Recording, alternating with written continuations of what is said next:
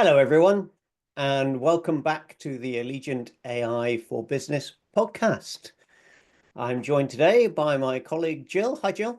Hello, nice to see you. Thank you. Thank you.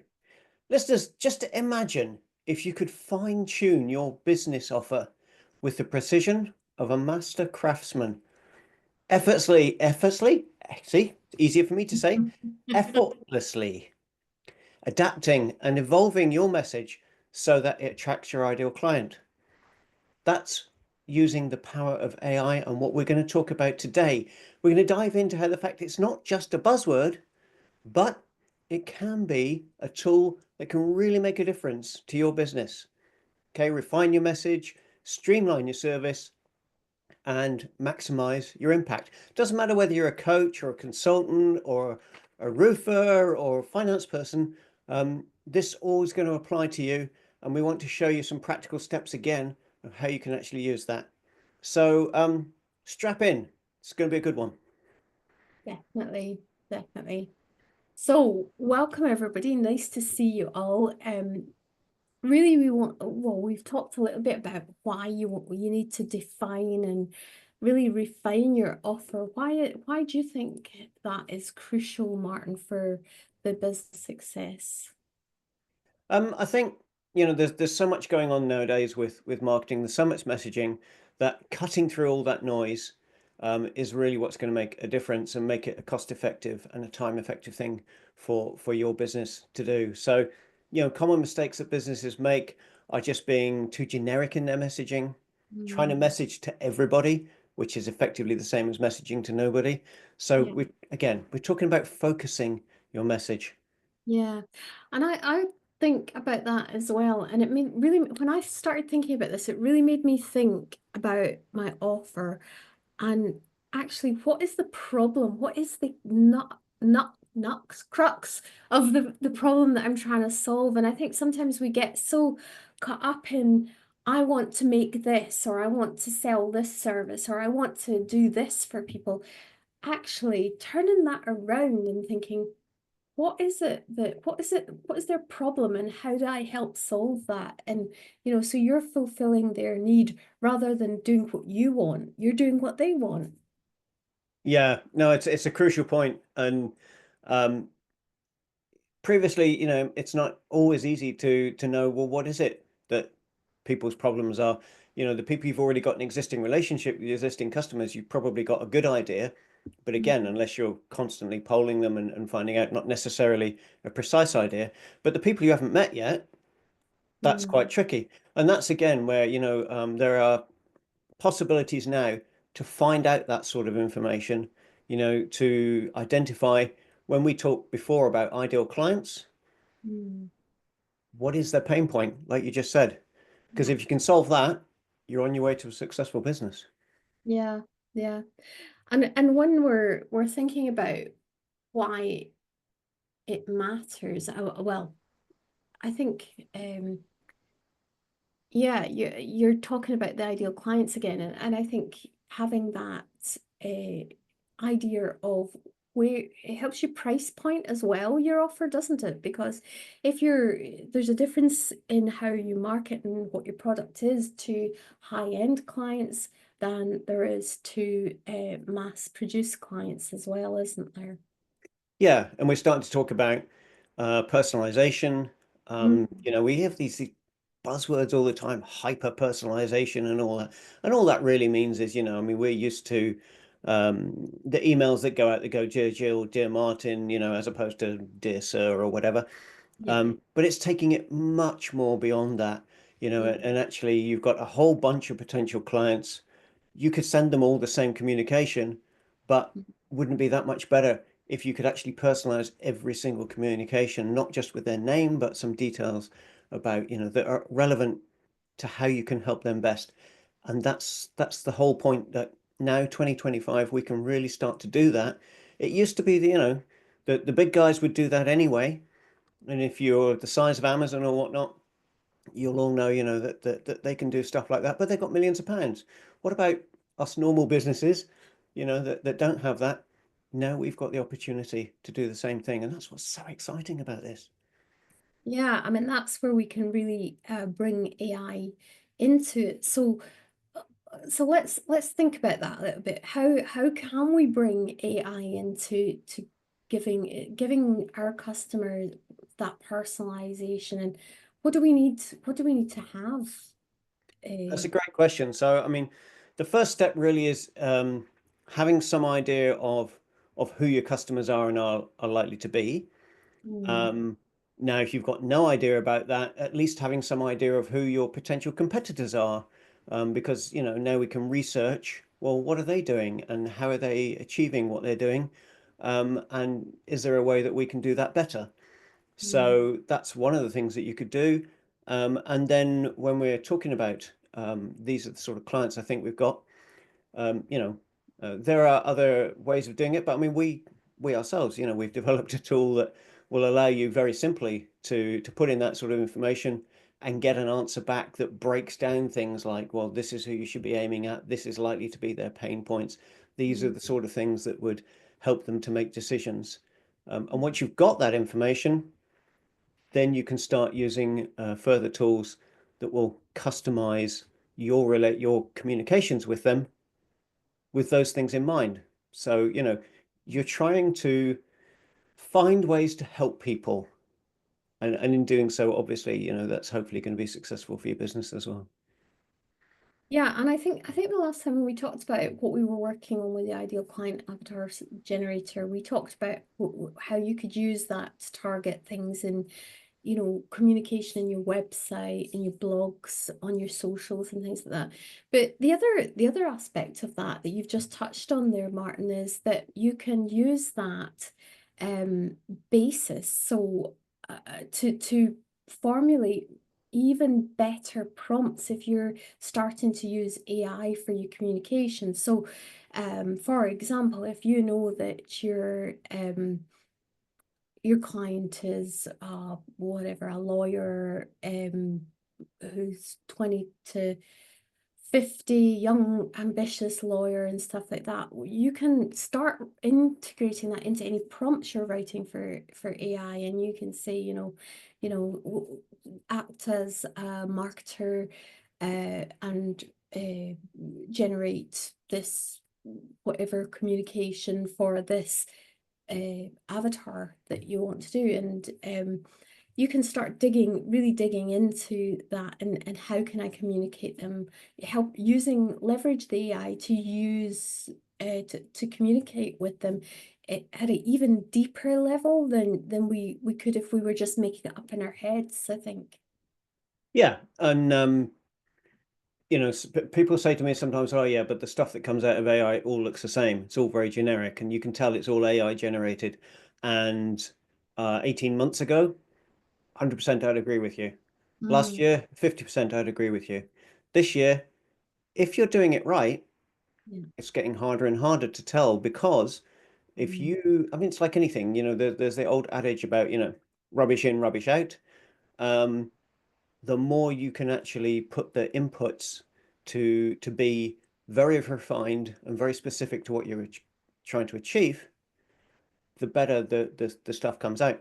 Just as a very quick example, I mean, we've got something that analyzes how you write, okay? mm, How you write, not how I write. yeah. And based on that, we'll then, we feed that into the whole loop so that when there is emails and other marketing material coming out, it's written in the way that you would write it. Mm, Again, a year ago, that was okay, it's an interesting idea, but not that great.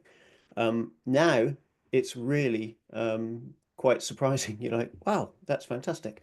So, and that applies not just to writing, that also applies to how you speak, because obviously we don't write and speak in the same way. yeah. Um, so things like that. Mm. Um, I've got one more tool in mind, but Jill, I can That's, see you got something I to say. just, yeah, no, I just was thinking about that. That's a really important thing, isn't it? Because sometimes people put things into their favorite chat or whatever, and they say, give me a script, or give me a social media thing or a blog. And actually, those are very different pieces of writing, aren't they? And actually, the way I speak, I wouldn't write that way. And so I would, so what I feed it in terms of, so I might, if I was doing a talk, for example, I would want to take a transcript of me doing a talk and feed it that to try and, get match the tone and the cadence and whatever else, the type of language that I would use in that context. Compared with if I was writing a blog, I would want to give it an example of a blog rather than a talk, because you're going to get different results there, aren't you?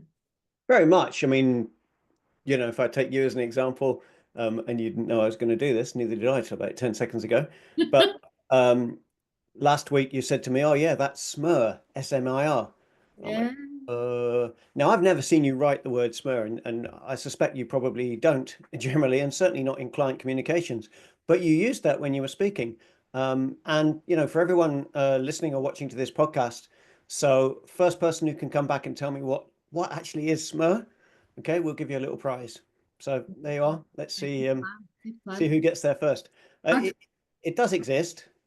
I'd never heard of it, but there we go. Anyway, moving away from the Smurf for now. Um, the other point is, um, when you're using a lot of people, by default, they're going to use ChatGPT, and why not? It's fantastic. But mm, if you don't already know, its training database is not up to date. It's not live, so it's about a year out of date, give or take. So it's trained on all the stuff that's on the internet and all the rest, etc. But if something happened last week, it doesn't know.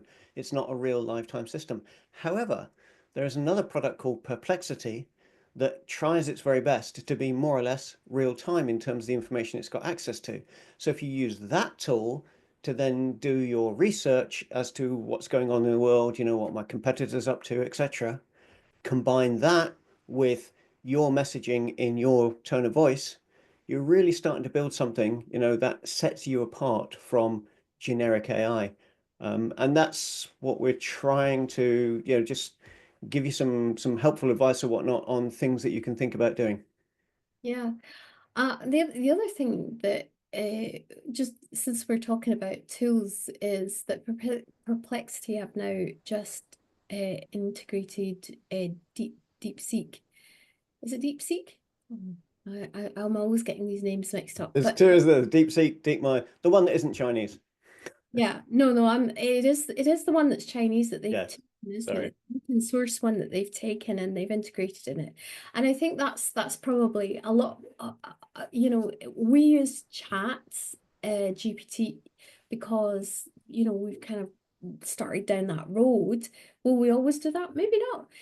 So a lot of the examples we show here are referring to Chat GPT, but actually, you could use any of the other chats, and I think we'll see more and more people using the DeepSeek, particularly as companies start to host it in a more Western context and offer it that way. People will use it because it's free and you can get the same, or they claim you can get a very similar experience to the paid versions of Chat GPT. So if you think, oh, well, I can't do that, and unless I pay for it, and I think you could get some really good results from these other tools if you're willing to uh, download them, and if you don't know how to do that, then you can either give us a call or ask a trusted friend or watch some YouTube videos. There's plenty out there on how to download DeepSeek in various contexts. Anyway, I've gone completely off on one, haven't I now? Sorry about that. What I meant to start talking about was data and analyzing, and how do we know when it's working? That's basically it. Yeah, and I think there's this whole thing about data-driven analysis. So, when we're talking about what works and what doesn't, quite often, we're using gut feeling, and that shouldn't be ignored. It's often surprisingly powerful. But if you've got access to the data that actually proves, if you do something, then something else always happens, sometimes happens, never happens, Mm. and you can base that on solid data, then you're more likely to make decisions that are good for your business. And we are in a much better position to do that again Yeah. than we were just a year ago.